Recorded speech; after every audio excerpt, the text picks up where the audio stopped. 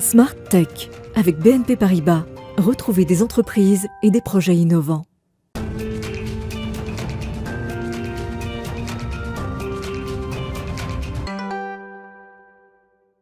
Bonjour à toutes et à tous, bienvenue dans Smart Tech. Aujourd'hui, c'est une édition spéciale, mais vraiment spéciale, avec une grande interview qui va durer le temps de Smart Tech et de Smart Space, puisqu'on va se consacrer à notre objectif Lune, objectif Mars et à notre capacité d'autonomie et de souveraineté en matière de conquête spatiale, grâce à la présence en plateau, sur Paris, mais aussi en plateau dans Smart Tech, à Didier Schmitt, chef de la stratégie et coordination de l'exploration robotique et humaine à l'ESA. Je suis en compagnie de Cécilia Sévry pour cette occasion, puisque c'est une édition Total Tech and Space. On commence tout de suite, grande interview.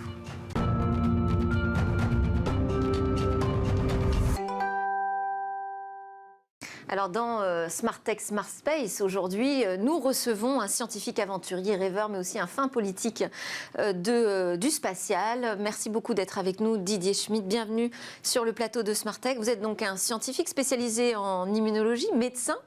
Au départ, pendant plusieurs années, vous avez étudié les effets des voyages dans l'espace, effectué des recherches cliniques sur les astronautes réalisant des vols, notamment vers la station Mir. Et puis, vous êtes entré à l'Agence spatiale européenne. Vous avez notamment contribué à la mise en place du programme d'utilisation de la Station spatiale internationale et à la préparation de l'exploration martienne robotique. Vous avez ensuite été détaché à la Commission européenne, où là vous avez touché de plus près la question politique spatiale européenne. Et puis, je dirais, vous n'avez pas pu partir vous-même dans l'espace, mais finalement, vous avez quand même connu l'aventure Mars blanc, Mars blanche, avec une expédition, une aventure extrême que vous racontez d'ailleurs très bien dans cet ouvrage. Donc, vous avez quitté Bruxelles pour partir dans l'Antarctique pendant 8 semaines. Donc, je disais, scientifique, mais aussi aventurier, rêveur. Vous êtes à la tête aujourd'hui de la stratégie future, finalement, de l'ESA, donc de l'Agence spatiale européenne. Quelle est la grande priorité de ces années à venir, puisqu'on se projette sur plusieurs années quand on parle d'espace, mais sur quoi vous travaillez aussi actuellement là d'arrache-pied, Didier Schmitt? Alors d'arrache-pied, on travaille sur la préparation du Conseil des ministres du mois de novembre de fin de cette année, qui est vraiment l'échéance. On a une échéance de ce type-là. Alors, il faut expliquer Conseil des ministres quand même, parce que voilà. Conseil des ministres, quand on dit ça en France, on ne pense pas forcément à la même chose que vous au niveau de l'ESA. Absolument. Alors effectivement, il faut se projeter au niveau européen, évidemment, quand on parle de l'ESA. On a 22 États membres et donc on a un conseil, donc les États membres au niveau ministériel, tous les 3 ans. Et donc ça tombe généralement en novembre, donc c'est cette année. Et là, on travaille d'arrache-pied pour convaincre nos États membres de nous donner les budgets qu'il faut pour soutenir donc nos activités d'exploration. Alors, grosso modo, rapidement, on va demander l'extension de l'utilisation de la station spatiale jusqu'en 2030. D'accord. Donc ça, il faut absolument qu'on puisse avoir ce feu vert et donc le budget qui va avec. La deuxième partie qui est essentielle, évidemment, c'est la continuation de programmes importants dont on va parler tout à l'heure. Le Gateway, donc une station circumlunaire avec les Américains. Et le retour d'échantillons martiens, qui est vraiment l'aventure de cette décennie et de la décennie suivante. Et cerise sur le gâteau, on veut aller vers plus d'autonomie et développer un atterrisseur lunaire. Donc ça, ce sera le grand nouveau projet qu'on va proposer fin de cette année. Ça avait beaucoup d'ambition, tout ça. Oui, effectivement. Et il y a une ambition dont vous n'avez pas parlé, mais qui commence un petit peu à remonter dans les discussions dans le secteur spatial, c'est celle d'un vol habité européen. Alors il faut dire que l'Europe a déjà planché sur un projet comme ça, 100% européen de vol habité, c'était le projet Hermès.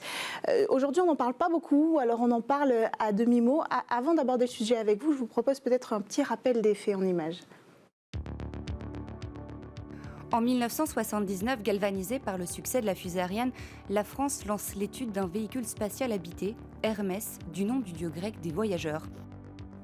En 1987, le rêve prend une envergure européenne avec un objectif clair, développer une navette propulsée par un nouveau lanceur lourd, Ariane 5, pour desservir Columbus, un module de recherche scientifique européen destiné à l'orbite terrestre. Hermès doit représenter l'indépendance spatiale européenne à tous les niveaux. La navette se présente comme un petit avion spatial d'une dizaine de mètres de long, capable de transporter 3 astronautes. Une fois la livraison effectuée, Hermès doit revenir sur Terre pour se poser comme un avion. Le rêve va durer 5 ans. Mais l'organisation entre différents États, la répartition entre industriels et des problèmes de financement auront raison du programme Hermès. Le projet sera donc finalement abandonné. Plusieurs projets essaieront de ressusciter Hermès, mais aucun n'aboutira. Alors Didier Schmitt, est-ce que 40 ans après, on peut se reposer la question et est-ce que le contexte a changé? Est-ce qu'on peut remettre sur la table le projet Hermès? Alors, pas vraiment le projet Hermès, puisque, bon, effectivement, en 30-40 ans, les technologies évoluent, et aussi les besoins stratégiques et technologiques et de coopération internationale. Oui, il faut remettre ça sur la table, parce que quand on prend une décision dans les domaines qui m'intéressent, donc soit la robotique spatiale, soit les vols habités, quand vous prenez une décision, vous vous engagez sur 20 ans, au minimum 30 ans, 40 ans. On le voit avec la navette américaine, 30 années d'exploitation. L'ISS, c'est pareil, on va aller vers 30 années d'exploitation. Vous rajoutez là-dessus les 10 années de préparation, ça fait 40 ans. Hein. Ça veut dire que là, avec le coup d'arrêt du projet Hermès, on a perdu quoi? 10 ans? 20 ans? Plus que ça. Plus que ça. C'est ça le problème. Quand on prend une décision positive, ça nous engage sur des décennies. Oui. Quand on ne prend pas de décision, les conséquences se répercutent sur des décennies. Et c'est bien le problème d'aujourd'hui. Oui. C'est-à-dire que vous avez évidemment Russes et Américains qui ont accès en orbite basse et bientôt vers la Lune à nouveau. Vous avez la Chine qui s'y est mise et qui va vraiment rattraper son retard et qui est en train de le faire. Et vous avez même l'Inde qui va faire un démonstrateur cette année et très certainement l'année prochaine, avoir les premiers Indiens en orbite basse avec leur propre véhicule. Donc c'est un projet Et l'Europe. pour l'Europe? Et l'Europe. Oui. Que fait l'Europe? Que fait-elle Voilà. là fait l'Europe. Et c'est bien la problématique, encore une fois. C'est pas juste une question de décision, c'est quand même une question de budget aussi. Non. Non, parce que si vous voulez, on peut rapidement parler de budget. Oui, Le parlons-en. budget de l'exploration, donc notre participation à la station spatiale, l'exploration lunaire, l'exploration martienne robotique, aujourd'hui, il ne faut pas parler de chiffres tout en démarrant des chiffres qui vont faire peur. Il faut dire que c'est 1,20 € par Européen et par an. C'est-à-dire que si j'avais pris un café tout à l'heure, c'était peut-être le prix du café, et encore, sur une année. Oui, mais vous voyez allez, ce que je veux dire? vous allez aller au ministériel à la fin de l'année. L'idée, c'est aussi, à un moment donné, d'obtenir un budget si on veut lancer un projet. Oui, mais justement, il faut relativiser le budget. Quand on dit que D'accord. c'est cher, ce n'est pas vrai. C'est ça que je veux dire par là. D'accord. Nous avons aujourd'hui un budget de 700 millions d'euros par an. Encore une fois, ce n'est pas un budget français uniquement. C'est un budget européen de 22 pays. D'accord? Donc la participation française, elle est vers les 15%. Bien. Et avec ça, on fait, entre guillemets, des miracles par rapport à un budget américain qui est 15 fois supérieur aujourd'hui. Mais évidemment, ça ne suffit pas. Donc moi, ce que je dis, c'est très simple.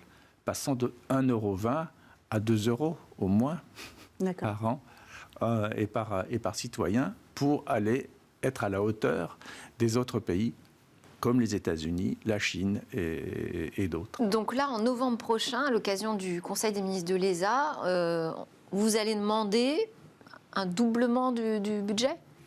Une augmentation de 50%. Une augmentation de 50%. Soyons raisonnables. D'accord. Et pourquoi faire exactement? Qu'est-ce que vous allez leur vendre, leur mettre sur la table, précisément? Alors, précisément, donc, la continuité, donc la station spatiale, ça c'est évidemment notre intérêt premier, puisque bon, on a investi, il faut continuer.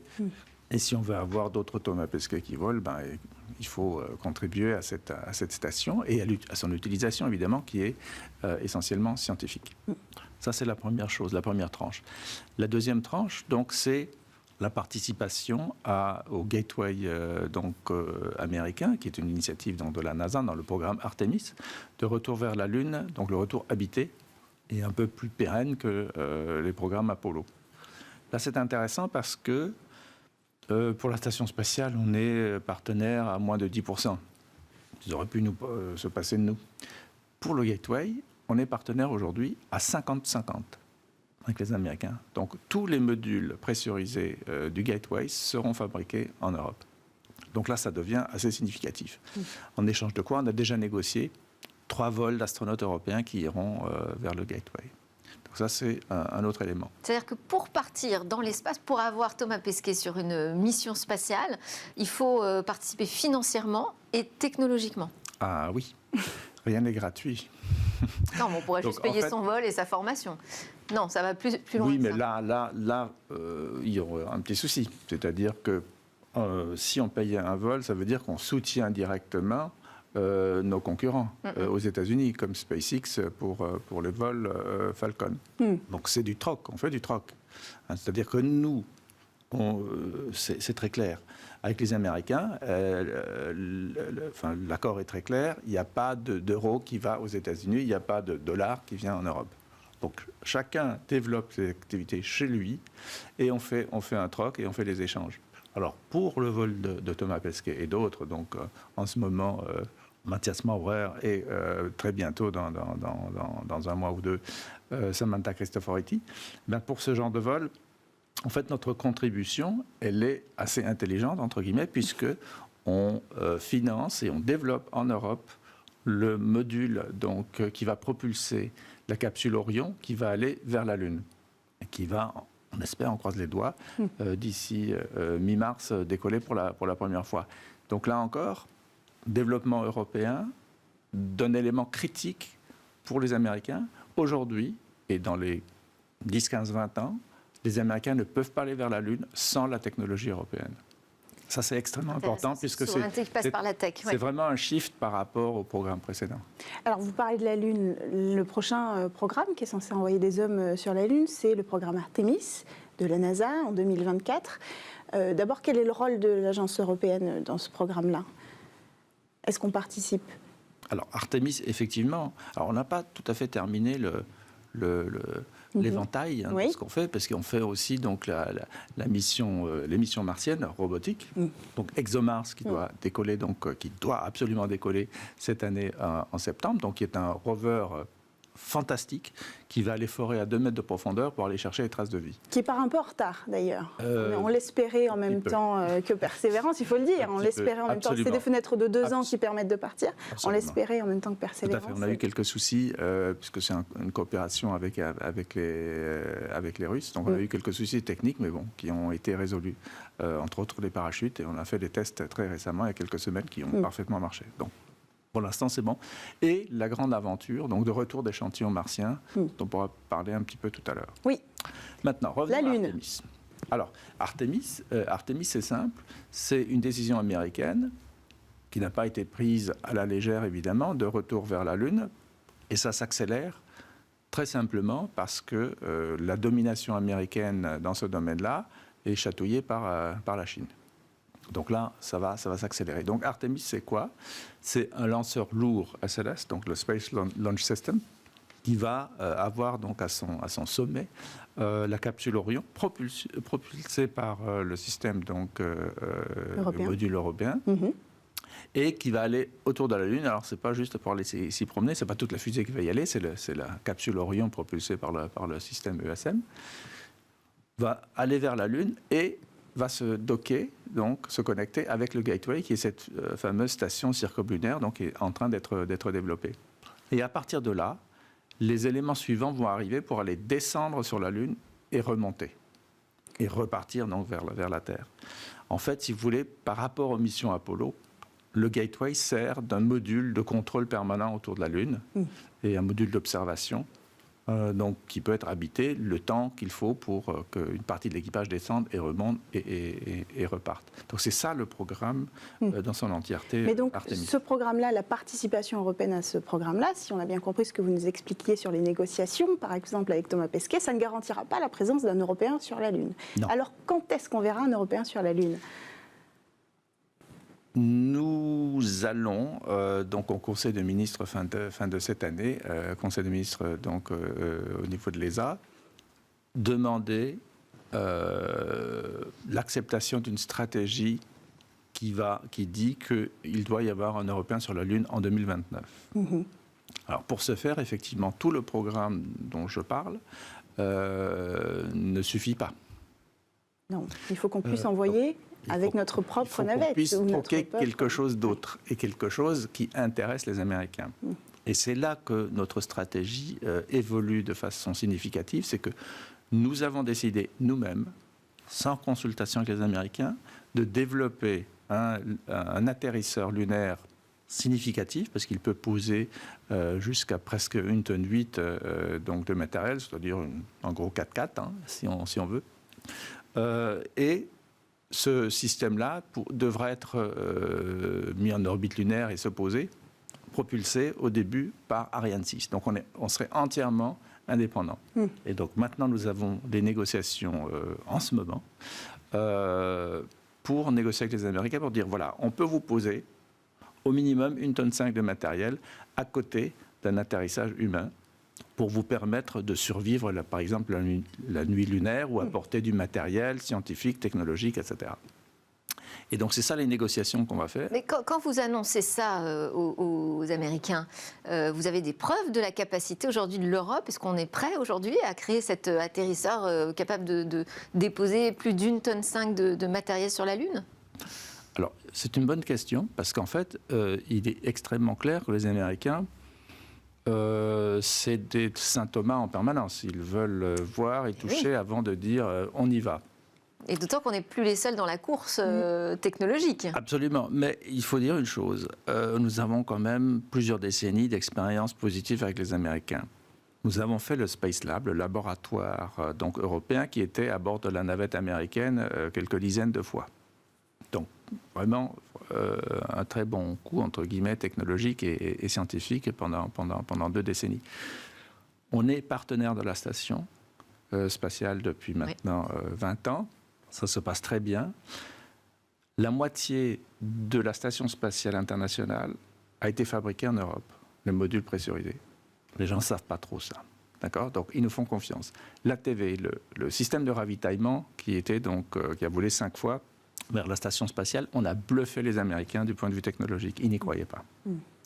Et c'est pour ça qu'ils nous ont fait confiance, avec cette technologie-là, pour aller propulser le véhicule Orion vers la Lune. C'est pas pour rien. C'est pas parce qu'on est des bons amis et puis tout se passe bien. Non. Il faut des preuves. Donc effectivement, aujourd'hui, si on leur dit qu'on est capable de faire un atterrisseur lunaire, ils savent qu'on est capable de le faire. Ça passera aussi peut-être par des start-up. On en reçoit ici assez souvent. Il y a des programmes, en France par exemple, le programme Take the Moon, pour encourager les technologies à destination de la Lune. Donc peut-être que cette question de souveraineté européenne, elle passera par des start-up en termes de technologie. Absolument. Et on est extrêmement content effectivement qu'il y ait des start-up. Il y en a une qui se développe très rapidement, d'ailleurs. Aujourd'hui, la bascule vers le privé, elle s'est faite de l'autre côté de l'Atlantique, et pas tellement de ce côté-ci. Sur le vieux continent, pour l'instant, on n'a pas vu de grande space tech prendre la main sur la conquête spatiale ou travailler main dans la main avec l'ESA. C'est encore très, très frémissant. Oui, mais vous savez, les milliardaires américains sont fans de spatial. Oui. Les milliardaires européens ne le sont pas. Ça, c'est un problème. Donc, quand vous avez derrière, si vous voulez, ces initiatives, quelqu'un qui est l'homme le plus riche du monde, on fait confiance. Et puis, donc, effectivement, quand il y a des appels à financement, ça se passe très bien. En Europe, c'est différent. Parce que culturellement, on n'a pas la même attitude vis-à-vis de l'exploration spatiale et vis-à-vis des initiatives en général. Des grandes initiatives, on voit petit. Oui. En France, on voit que la France. En Europe, on voit que l'Europe. Oui. Et aux États-Unis, on voit le monde comme étant le terrain de jeu. Donc, c'est vraiment à ce niveau-là que ça se joue. Et donc, effectivement, il y a une espèce de frilosité. Effectivement, on est Mais peut-être que les industriels ont peur. Ils se cachent derrière, effectivement, du financement gouvernemental. Et ils n'osent pas sortir et dire, voilà, moi, je prends une initiative, j'y vais.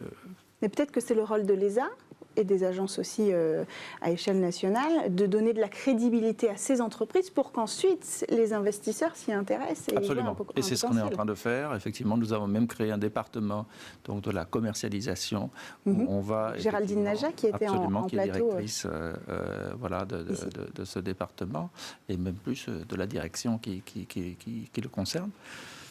Et effectivement, donc là, on va vraiment dans ce sens-là. C'est vraiment une initiative aussi du directeur général de l'ESA, M. Aschbarer, pour aller dans ce sens, pour crédibiliser et pour financer et cofinancer donc, des initiatives privées. Là, très concrètement, il y a un appel à projet qui a été lancé pour inciter justement toutes les initiatives privées à se mobiliser autour des projets spatiaux de l'Europe. Quelles sont les premières échéances? Quand est-ce qu'on pourra voir premières initiatives privées s'intégrer au projet de l'ESA? Alors, ce qu'on a fait donc, au mois de décembre, donc, dans mon équipe, on a lancé une initiative, une espèce d'appel à idées vers toute l'industrie européenne pour dire, si jamais l'ESA vous demandait de développer des systèmes, que ce soit même des nouveaux lanceurs, un système donc, de véhicules cargo et habités qui irait même jusqu'à la Lune, des atterrisseurs, des programmes martiens, etc. Si l'ESA vous disait, allez-y, nous, on vous garantit pendant une dizaine d'années achat de services. Mais c'est vous qui développez, c'est vous qui prenez le risque, c'est vous qui faites le fundraising, et nous, on est derrière pour vous garantir le service et on vous payera le service. C'est le modèle NASA SpaceX. C'est absolument ça. Alors, bon, on va voir. On va voir. Pas SpaceX en Europe, oui. Voilà, mais il faut l'essayer. Ouais. Il faut l'essayer, et donc on verra si cette frilosité que je vois est réelle, et si effectivement on peut aller débloquer certaines choses. Donc on verra, les échéances, c'est au mois de février et au mois de mars, et on analysera les résultats, et on fera donc des réunions avec ces industries qui auront répondu pour voir jusqu'où est-ce qu'on peut pousser le bouchon. Alors, là, on est sur la première partie simplement de cette grande interview avec vous, Didier Schmitt de l'ESA, directeur de la stratégie future de l'ESA. On va partir faire une petite courte pause publicitaire et puis on va se retrouver après parce qu'on a encore plein d'autres questions à vous poser, notamment la préparation d'un sommet qui est beaucoup plus proche que celui de novembre et qui aura lieu en France le 16 février et qui devrait être clôturé par le président de la République française, Emmanuel Macron. Donc on en parle tout de suite après la pause.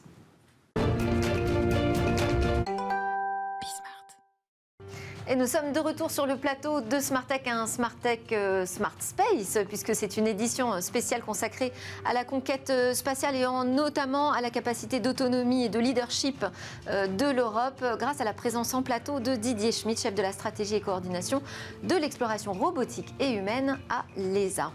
On enchaîne donc cette deuxième partie de l'interview. On a dit qu'on allait aborder la question donc, du sommet des ministres européens. On aura déjà une première présence en France le 16 février de l'ESA pour aborder les grandes questions stratégiques. Oui, c'est un rendez-vous qui aura lieu à Toulouse le 16 février prochain, vous l'avez dit. Il y aura beaucoup de monde lors de ce sommet du spatial, notamment le président de la République Emmanuel Macron, mais aussi Bruno Le Maire, le ministre de l'économie qui a pris sous son ministère le secteur spatial. Joseph Aschbarer aussi devrait être sur place, le directeur général de l'Agence spatiale européenne. Alors quel va être le programme de ce sommet et qu'est-ce que ça dit qu'il soit en France ? Alors, il y a aussi le commissaire Breton. Ah oui, Thierry Breton. Puisque, en fait, c'est un sommet un peu spécial, un peu hybride entre donc, les pays de l'Agence spatiale européenne et l'Union européenne. Alors, qu'est-ce qui sera discuté ? On ne peut pas tout dévoiler là sur le plateau, on va dévoiler ça le 16, mais grosso modo, si vous voulez, c'est des nouvelles initiatives, donc sous l'impulsion de notre directeur général, qui vont aller vers une accélération des programmes spatiaux et vraiment dans le domaine de l'utilisation de l'espace. C'est ça qui est extrêmement important. Donc, pour l'environnement, pour la sécurité. C'est ce que je veux dire. Qu'est-ce que vous appelez l'utilisation de l'espace ? Alors, l'utilisation de l'espace, c'est pas que de la découverte. Si vous êtes venu en voiture ou je ne sais pas avec quel moyen de transport aujourd'hui, avec un GPS à bord, ça, c'est de l'utilisation de l'espace, c'est-à-dire le signal qui vient sur votre GPS en permanence, plusieurs fois par seconde, c'est le programme Galileo, donc de navigation européen. Quand vous regardez la météo, les satellites de météorologie, donc en géostationnaire, sont d'abord développés par l'ESA et ensuite c'est Metsat qui les prend en charge et qui les finance. Pour l'observation de la Terre, il y a des centaines d'applications possibles. On a donc le plus grand programme au monde d'observation de la Terre, c'est l'ESA qui le fait, en grande partie évidemment financé par l'Union européenne, le programme donc Copernicus. Et bien là c'est simple, la moitié des données pour monitorer et modéliser donc le changement climatique, la moitié de ces données-là, c'est des données satellitaires. Et nous sommes les champions du monde de ce type de données. Voilà, donc c'est ça, grosso modo. Et ensuite, vous avez évidemment les télécommunications. Et maintenant, on va vers les télécommunications sécurisées.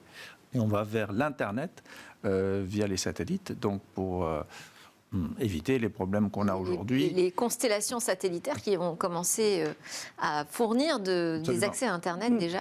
Oui, absolument. Donc on se lance là-dedans aussi, mais un accès sécurisé. Hein.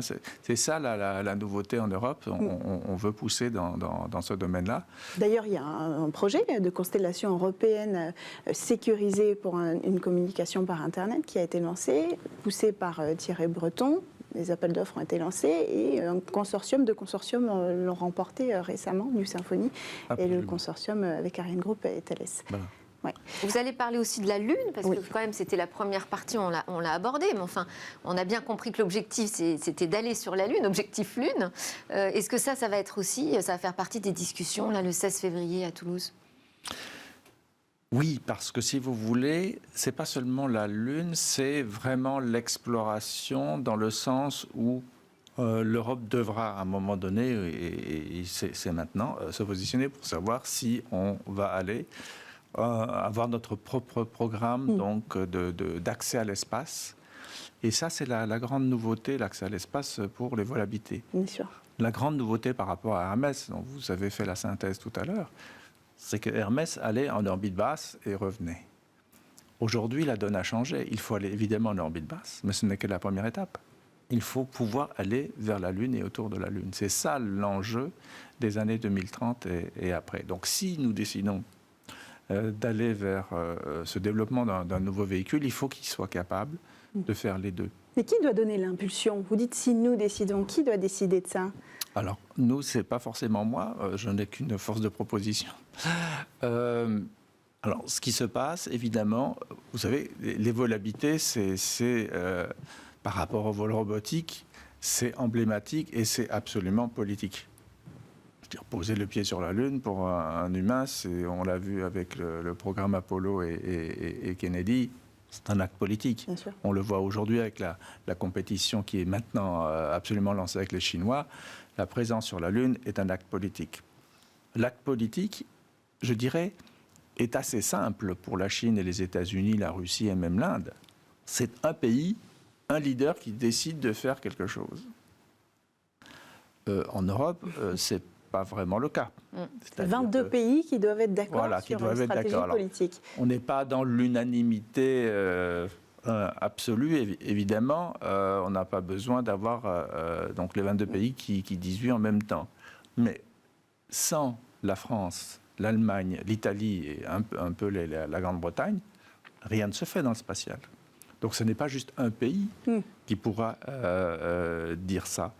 Et l'ESA n'est pas une entité politique, nous sommes l'exécutif. Et donc la décision, c'est pour ça que les décisions financières et programmatiques se prennent au niveau d'un conseil des ministres de l'ESA, c'est parce que ce sont les décideurs politiques qui financent évidemment l'ESA, qui ont le dernier mot. Et pour tous les programmes, c'est eux qui décident, mais je veux dire, si on va vers les vols habités, c'est éminemment politique. C'est au-dessus. La décision est au-dessus des ministres. Alors on a posé la question. Qui doivent se positionner. Oui, on a posé la question pour commencer au président de l'Agence spatiale française du CNES, Philippe Baptiste. Je vous propose d'écouter sa réponse. La Chine, l'Inde, la Russie, les États-Unis ont des programmes avec des vols habités. L'Inde va lancer son premier astronaute en 2023, donc vraiment dans pas très longtemps, sur un lanceur indien avec une capsule indienne. Donc tout ça est quand même, voilà, on ne peut pas ne pas voir ça. Moi, Qu'est-ce qu'on fait alors ? Je pense qu'il faut qu'on y réfléchisse, c'est le bon moment. Okay. C'est le bon moment. Il y a une conférence ministérielle de l'ESA qui va arriver dans dans un an. Dans un an tout pile. Dans un an, exactement. C'est le moment de la présidence française de l'Union européenne. Je pense que c'est un moment où il faut qu'il y ait une ambition collective qui se dégage. Mais c'est une ambition politique avant tout.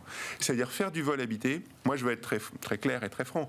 On ne fait pas du vol habité uniquement pour des raisons scientifiques. Si on fait du vol habité, effectivement, oui, ça aura un impact sur notre science ou sur notre technologie, on va apprendre des choses, etc. Mais par rapport au coût dont on est en train de parler, le vrai sujet n'est pas là. Le vrai sujet, c'est pas tellement la science ou la technologie. Le vrai sujet, c'est une question de désir européen, de désir collectif, de se projeter, de découvrir, d'explorer. C'est une question d'ambition. Exactement, c'est une question d'ambition. Et l'ambition a l'air d'être assez française pour l'instant. Est-ce qu'au sommet du spatial le 16, ce sera le sujet phare? Alors, c'est pas forcément. Ce sera sur la table. Ça, c'est clair. Est-ce que ce sera le sujet phare? Peut-être. Nous verrons les déclarations, donc entre autres du président français.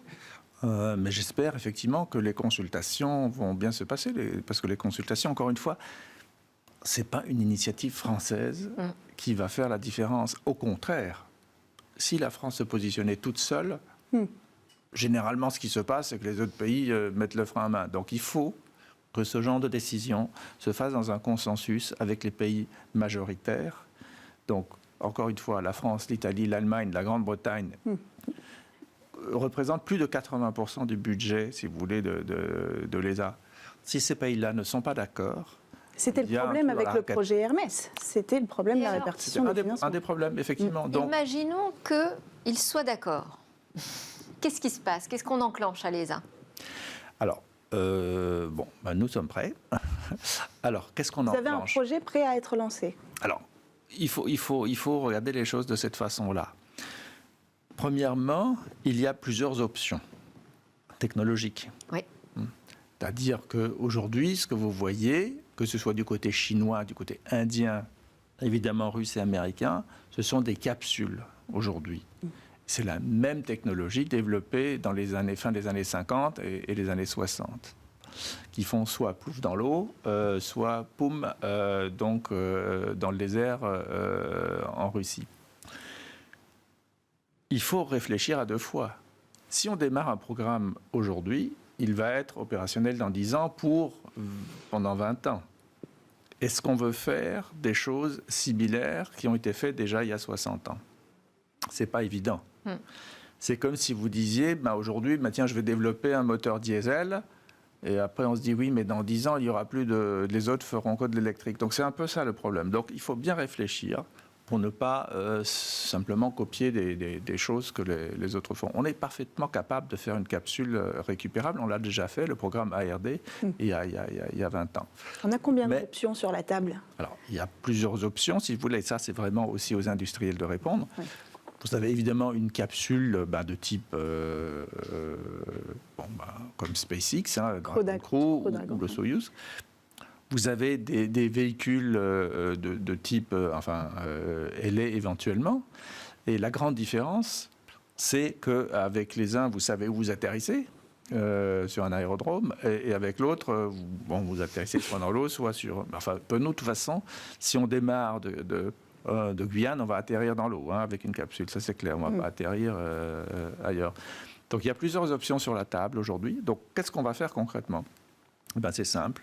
On va demander un budget initial relativement faible pour faire des études de concept, et on va mettre en compétition toute l'industrie européenne, les grands et les moins grands, avec des startups qui vont se positionner, et on en connaît déjà certaines, et on va faire des études en parallèle et on va les mettre en concurrence. On va financer plusieurs études en parallèle.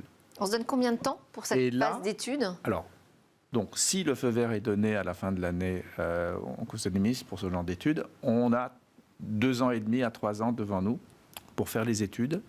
Et donc, évidemment, on fait ça avec un calendrier en tête. C'est novembre 2025, donc le Conseil des ministres suivant, donc tous les 3 ans. Et là, on va aller devant nos États membres et dire, voilà tout ce qu'on a étudié, et voilà les options que nous préconisons avec toutes les études qu'on a faites. Et donc, la vraie décision de go-no-go pour le développement d'un programme éventuellement aussi de nouveaux lanceurs qui seraient donc conjoints au vol habité futur, c'est en 2025. Donc c'est pour ça qu'aujourd'hui, il ne faut pas que nos politiques aient peur. On leur demande quelques dizaines de millions d'euros pendant 3 ans pour faire des études. Et si on rate le coche ? Si on rate le coche... Je comprends qu'on en prend pour 40 ans. C'est dramatique. Non, après c'est fini. Oui, après c'est fini, ce ne sera plus la peine d'y aller. C'est fini parce qu'après, si vous voulez, tout deviendra privé, commercial, etc.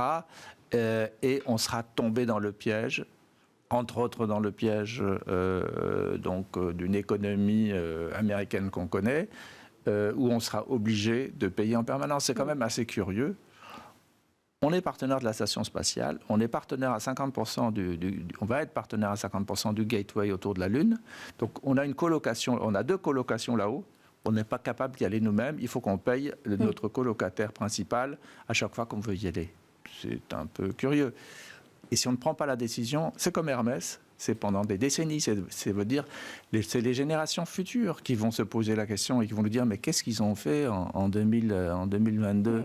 C'est-à-dire ça nous met totalement hors jeu si on rate le coche là cette année. Et il faut rappeler que quand on a lancé l'année dernière donc, les candidatures pour les nouveaux astronautes européens, on a eu 22 500 candidatures. Des candidatures sérieuses, il fallait quand même être à la hauteur pour faire le dossier. C'est 3 fois plus qu'en 2009. Donc la jeune génération, une vraie aspiration, elle est là, elle a une inspiration. Et donc ne pas aller dans ce sens-là et pour avoir notre propre système pour aller dans l'espace, ce serait curieux. Alors, je voudrais parce que c'est porté par on dépasse la Lune et qu'on aille sur Mars parce qu'il ne nous reste plus beaucoup de temps.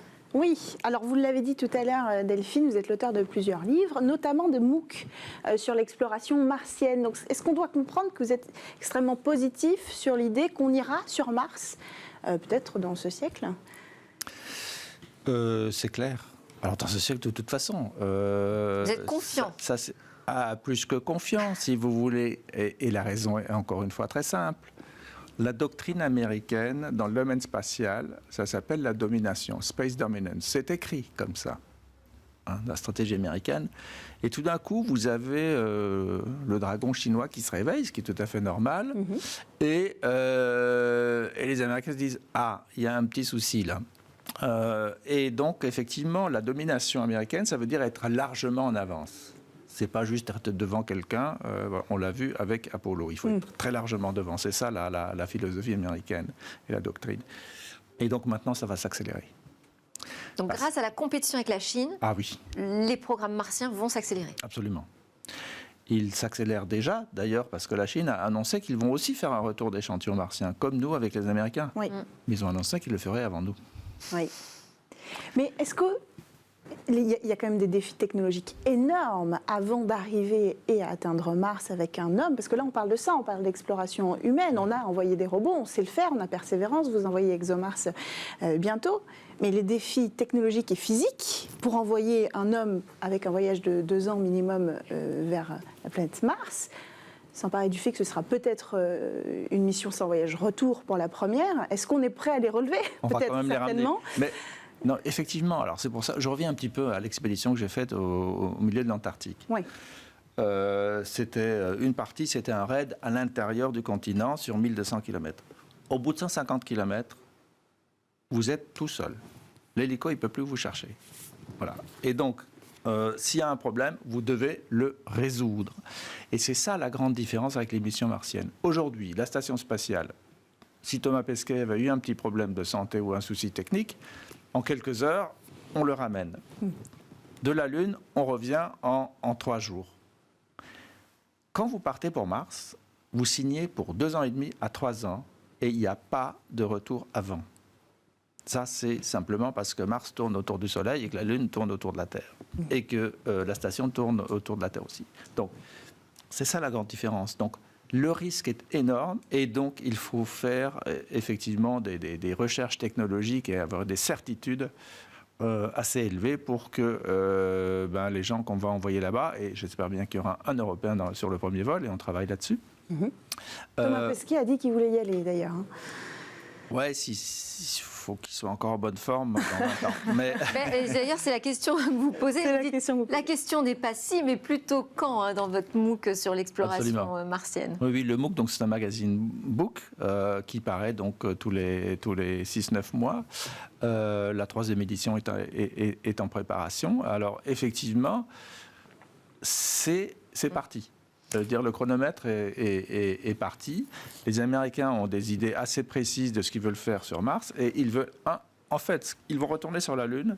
L'objectif est de rester 30 jours sur la Lune, donc y compris les 14 jours de nuit, avec des rovers pressurisés de surface avec des grands rayons d'action, et ils vont dupliquer ça sur Mars. Donc aujourd'hui, l'objectif des Américains, c'est d'aller sur Mars pendant 30 jours et de revenir. C'est la première mission qu'ils sont en train de préparer. Didier Schmitt, je voulais qu'on termine ce grand entretien par une interview express, qui est un petit format un peu plus personnel et plus rapide. Je vous lance sur un mot, vous répondez aussi spontanément que possible. Vos rêves? Mes rêves passés, c'était d'aller dans l'espace. Mes rêves actuels, c'est de faire en sorte que les Européens aillent dans l'espace de façon autonome et pas forcément en concurrence, comme on l'a dit tout à l'heure, à la façon américaine et chinoise de grande concurrence. Non, c'est pour être présent, c'est pour représenter l'Europe et les valeurs européennes, pas seulement sur Terre, mais aussi dans les grandes ambitions d'exploration vers Mars. Et vos peurs, Didier Schmitt? Mes peurs, c'est simple, c'est que les politiques ne comprennent pas ce message. Est-ce que vous avez une idée fixe? Est-ce que c'est Mars, votre idée fixe, par exemple?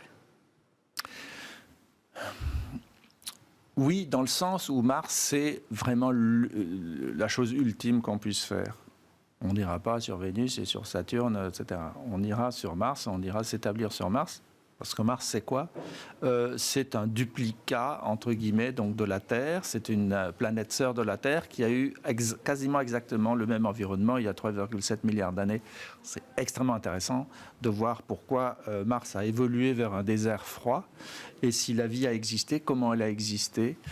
Donc cette planétologie comparée est quand même l'enjeu du siècle. Merci pour beaucoup. Merci Cécilia Sévry aussi pour cette grande interview spéciale espace. Merci Didier Schmitt de vous être arrêté ici sur le plateau de Smartech. Je rappelle que vous êtes chef de la stratégie et coordination de l'exploration robotique et humaine à l'ESA.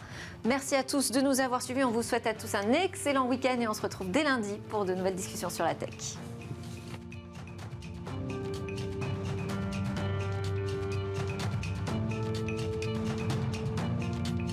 Smart Tech avec BNP Paribas.